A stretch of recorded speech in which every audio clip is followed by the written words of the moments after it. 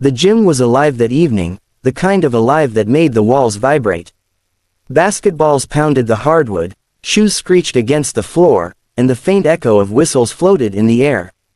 For most of the players, it was just another practice, another drill, another set of sprints. But for him, and for her, something different charged the atmosphere, something sharper, hotter, almost electric. He stood at one end of the court, tall and broad-shouldered, sweat already glistening on his forehead even though warm-ups hadn't officially started. His teammates looked to him instinctively. He was the kind of player whose presence demanded it. Not because he bragged or ordered people around, but because when he stepped on the court, he radiated certainty. He was the forward everyone trusted in crunch time. The guy who could muscle through defenders, leap higher than logic should allow, and knock down shots when it mattered most. She, on the other hand, was new to this arena, literally. Transferred from another program, she was the wild card. A point guard, slim but strong, with a focus that could cut glass. She had the kind of quickness that made defenders stumble, and her handle on the ball was so tight that even coaches found themselves leaning forward just to watch her weave through traffic. Rumors said she was here to change the way the team played, to bring a new speed, a new vision. And that night, for the first time, their paths collided. The coach, sensing tension bubbling under the surface, had tossed out an idea, a scrimmage. Men's squad versus women's squad. Normally it would have been a friendly test of endurance, but tonight, no one believed it would stay friendly. Not with him on one side and her on the other. He caught her eyes across the court for the first time as the teams lined up. He expected a nervous glance, maybe a small smile of acknowledgement. Instead, she looked right through him, chin tilted up just slightly, eyes hard with fire. A smirk tugged at the corner of her mouth as if to say, "I've already beaten you in my head." It threw him off balance for half a second, and he hated that. The whistle blew. The game exploded into motion. She had the ball first. Smooth, controlled dribbles as she brought it up the court. He watched her carefully, crouched in defensive stance even though he wasn't matched up against her yet. The way she carried herself, calm but sharp, made him pay attention in a way he wasn't used to when sizing up an opponent. Then she crossed midcourt, and suddenly she was gone. One sharp cut left, then right, the defender on her heels completely lost. The whole gym gasped as she spun into the lane and dished a no-look pass to her teammate for an easy layup. He couldn't help but grin. When his turn came, he demanded the ball. He wanted her to see what he could do. His defender crowded him, but that didn't matter. He jab-stepped, then powered into the paint, forcing contact. The shot dropped, and the whistle blew for the foul. 1 play, 3 points. He pounded his chest, not at his defender, but at her. His eyes locked with hers as if daring her to respond. She didn't back down. Possession after possession, the game turned into something bigger than practice. Teammates on both sides quickly realized this wasn't about them anymore. It was about him and her, about proving something neither of them could quite put into words. Every time he scored, she answered with a perfectly timed assist or a shot of her own. Every time she slipped past a defender, he made sure to throw down a dunk so hard the rim rattled. The gym, once casual and noisy, had gone nearly silent except for sneakers and shouts. Everyone pulled into the battle unfolding. Still, beneath the competition, something unspoken stirred. Each glare carried curiosity as much as challenge. Each smirk hinted at admiration disguised as rivalry. Every accidental brush past each other sent a strange heat through their skin. By the time the scrimmage hit its midpoint, no one cared about the score. They cared about them. 2 players, fire meeting fire, locked in a duel that was as much about pride as it was about something neither dared name yet. By the second quarter of the scrimmage, the atmosphere in the gym had shifted from playful rivalry to a storm of intensity. Coaches stood with their arms crossed, whistles forgotten between their lips, watching as if they were spectators at a championship game instead of a practice. Teammates on both sides began exchanging glances that said the same thing: let them go. This is their battle now. He could feel sweat running down the back of his neck, his jersey sticking to his shoulders. Yet the fire in his chest only grew stronger every time she touched the ball. He found himself anticipating her moves, not because he wanted to stop her, but because he wanted to witness them. There was a certain grace in her motion, a fluidity that reminded him of water flowing around rocks, impossible to contain. She wasn't just quick, she was fearless. And then came the moment. For the first time, he found himself switched onto her on defense. One-on-one. The entire gym seemed to collectively hold its breath. He crouched low, arms wide, eyes locked on hers. She bounced the ball between her hands, not rushing. The smirk was back on her face, and it rattled him more than he cared to admit. Then, bam, she exploded to her left, a blur of motion. He reacted instantly, sliding his feet, cutting her off. But she countered with a spin, and before he knew it, she was in the lane, going up for the shot. Instinct kicked in. He leapt, arms stretched high, and the sound of his palm meeting the ball echoed like a gunshot. Blocked. The crowd gasped. For a second, pride surged through him, until he saw the look on her face. No frustration, no defeat, just spark. She landed, glanced up at him, and smiled. Not the smirk of arrogance, but a genuine smile that carried a challenge inside it. As if she were saying, "Good. You're worth my time," and that smile lingered in his mind even as the play moved on. Minutes turned into what felt like hours. They clashed again and again, her slicing through defenders, him throwing down dunks, each determined to outshine the other. Yet with every play, admiration seeped deeper into their rivalry. He noticed the determination etched in her brow, the way her eyes never wavered from the goal. She noticed the power in his stride, the way he carried his team's confidence on his shoulders like it weighed nothing. Then came halftime. The teams gathered on their benches, gulping water and wiping sweat from their faces. Coaches muttered strategies, but their voices were faint compared to the pounding of his heartbeat. He stole a glance across the court, and there she was, leaning back on her bench, towel draped around her neck, eyes flicking toward him when she thought he wasn't looking. Their eyes met. Neither looked away this time. Something passed between them, quick and electric. It wasn't spoken, it wasn't acknowledged, but it was there. The kind of connection that sneaks up on you when you least expect it, disguised as rivalry but rooted in something far more dangerous, attraction. The whistle blew again, snapping the spell. The second half began. This time, the gym was louder. Teammates had bought into the energy, shouting encouragement, banging on the sidelines, fueling the battle. The scrimmage had transformed into a spectacle. Every move they made, every clash, every glance, it all fed the fire burning in the room. And then, late in the game, came the play no one would forget. She had the ball at the top of the key, his team leading by 2. Time was winding down, and everyone knew she wanted the shot. He stepped up, guarding her again, the crowd chanting, stomping, demanding an ending worthy of the duel they'd been watching all night. She dribbled once, twice, then crossed hard to her right. He followed, body tense, ready to cut her off. But at the last second, she stopped short, pulled back, and launched a step-back 3. The ball arced high, slicing through the air, the whole gym frozen. He felt himself inhale sharply, even as his arm extended late, just a fraction short of blocking it. The ball swished clean through the net. The place erupted. Her teammates mobbed her, cheering, clapping, shouting. She just stood there for a moment, chest heaving, eyes locked on his. Not in gloating, not in mockery, but in acknowledgement. He stared back, a smile tugging at his lips despite himself. She had beaten him this time, and for reasons he couldn't explain, that fact filled him with something warmer than frustration. Because somewhere between the first whistle and that final shot, this had stopped being just a game. And though he didn't know it yet, neither of their lives would ever be the same. His scrimmage ended, but the echoes of it clung to the walls of the gym like shadows that refused to fade.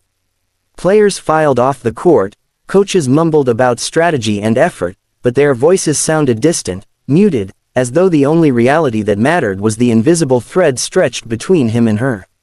He lingered, towel slung over his shoulders, pretending to adjust his laces while stealing glances in her direction.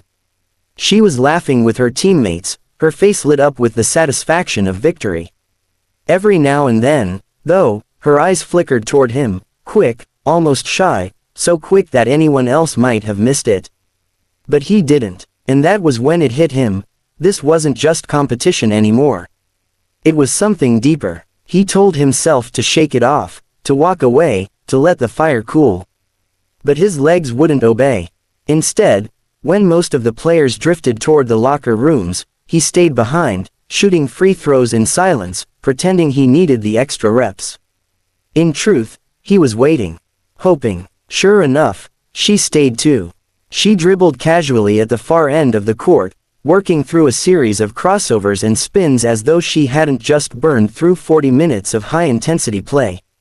The ball was like an extension of her hand, and he caught himself watching the rhythm of it, the hypnotic way she controlled it. Finally, she glanced up, meeting his eyes from across the court. For a long heartbeat, neither moved. Then she smirked. "You sticking around because you're not done losing yet?" Her voice was teasing, but there was something softer under the surface. He grinned, picking up his ball. "Funny, I was about to ask if you wanted a real challenge. That step-back three was luck, you know." "Luck." She bounced the ball behind her back, stepping toward him. "Please, you just couldn't keep up." The banter was sharp, playful, but underneath it pulsed something neither could ignore. With each step she took toward him, he felt the air thicken, the distance shrink, the tension shift from rivalry to something else entirely. When she finally reached half court, she spun the ball in her hands. "1-on-1, she said, eyes glinting. "First to 5. He raised a brow. "You sure you want to lose twice in one night?" "Big words," she shot back, already dropping into a stance. "Let's see if you can back them up." And just like that, the scrimmage was reborn in miniature. The gym was empty now, but the silence only amplified the sound of the ball bouncing, the squeak of shoes, the quickened breaths. They moved like shadows chasing each other, sharp cuts and counters, power against speed, fire meeting fire. She scored first, a quick drive that caught him half a step late. He answered with a turnaround jumper, the net snapping crisp. They traded points like punches, each shot more defiant than the last. But somewhere between the second and third basket, the game shifted. The trash talk softened. The laughter grew louder. Their eyes lingered longer. What had begun as a duel of pride slowly melted into something more playful, more intimate. He noticed the way a strand of hair had slipped free from her ponytail, brushing against her cheek as she dribbled. She noticed the way his laugh rumbled low in his chest, genuine, unguarded. By the time the score was tied at 4 apiece, neither cared who won. On the final possession, she drove hard to the rim, and he met her there, both of them colliding midair. The ball clattered away, bouncing harmlessly across the floor, but neither moved to chase it. They landed close, too close, breaths mingling, sweat glistening on their foreheads. For a suspended moment, the gym ceased to exist. Her eyes held his, dark and unreadable, but filled with something that made his pulse stumble. The smirk was gone now, replaced by a softness that unsettled him more than any crossover move she'd pulled all night. "You're not bad," she murmured, voice low, almost reluctant. He chuckled, though his throat felt tight. "You're not so bad yourself." And in that fragile silence, he realized it. She had gotten under his skin in a way no opponent ever had.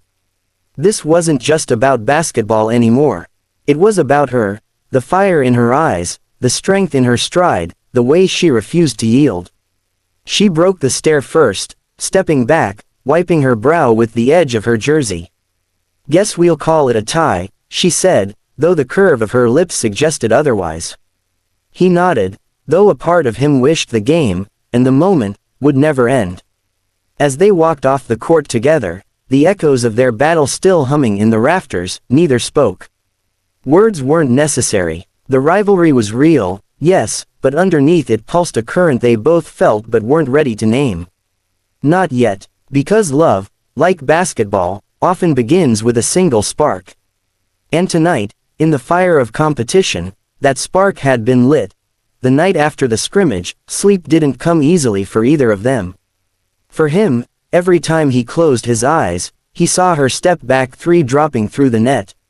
He heard the roar of her teammates, the smirk on her lips, and the way her eyes had met his, defiant yet undeniably alive. For her, it wasn't the shot that haunted her, but the moment afterward. The way he'd smiled at her, not with bitterness, but with something that almost felt like admiration.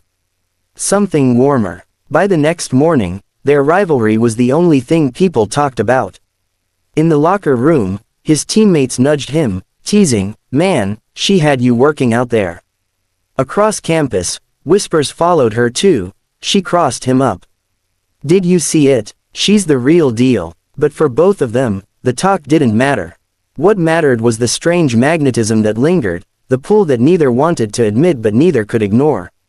Practice the next day was supposed to be routine. Drills, conditioning, teamwork. But the moment he walked into the gym and saw her already warming up, headphones in, shooting jumpers with a kind of effortless rhythm, his chest tightened. He told himself to look away, to stay focused. But every time the ball swished through the net, his eyes betrayed him. She noticed. Of course she noticed. During a water break, she walked past him, close enough for her shoulder to brush his arm. "Hope you're ready," she murmured, not even stopping to look at him. "For what?" he asked, raising a brow. "For me taking your spot as team favorite," she shot back over her shoulder, her voice light but laced with challenge. He chuckled, shaking his head. She was relentless, and he loved it. That evening, after the official drills ended and most of the team filed out, the two of them lingered again. It was becoming a habit neither had spoken about but both indulged in willingly. "You trying to copy me?" he teased, spinning a ball on his finger as she set up at the 3-point line. She snorted. "Please, I was here first. Last night, maybe, but I've been owning this court way before you showed up." "Not anymore." The words were bold, but her smile softened them. Soon, the playful banter gave way to another impromptu game. Not a full-on battle this time, but a contest of trick shots, impossible angles, and ridiculous challenges. He dared her to hit from the corner with her eyes closed, she dared him to bank a half-court shot. They laughed when they missed, cheered when they made it, the empty gym echoing with their voices instead of competition. At one point, she collapsed onto the floor, laughing so hard she couldn't breathe after he nearly fell backward attempting a behind-the-back shot. He dropped down beside her, the sound of her laughter tugging at something in his chest he didn't know how to name. For a moment, silence stretched between them, broken only by the sound of basketballs rolling idly across the floor. She turned her head, eyes meeting his. The smirk was gone now, replaced by something quieter, more vulnerable. "You're not what I expected," she said softly. He tilted his head. "And what did you expect? A cocky, arrogant star who thinks he's too good for everyone." He grinned faintly. "Ouch. Harsh." "Well," she shrugged, "I was wrong. You're," she hesitated, searching for the word, "different." The admission hung in the air, delicate, fragile. He didn't press her to explain. Instead, he nudged her shoulder lightly with his own. "You're not what I expected either." "Oh, yeah, you're better." Her cheeks warmed, though she masked it quickly by sitting up and grabbing her ball again. "Careful. Compliments might make me go easy on you next time." "Wouldn't want that," he said, rising to his feet. "I like you better when you're trying to kill me on the court." She laughed, but inside, her heart thudded a little harder than usual. And just like that, what had started as rivalry was slowly turning into something more dangerous, something that lived in the spaces between words, in the pauses between jokes, in the stolen glances neither dared hold for too long.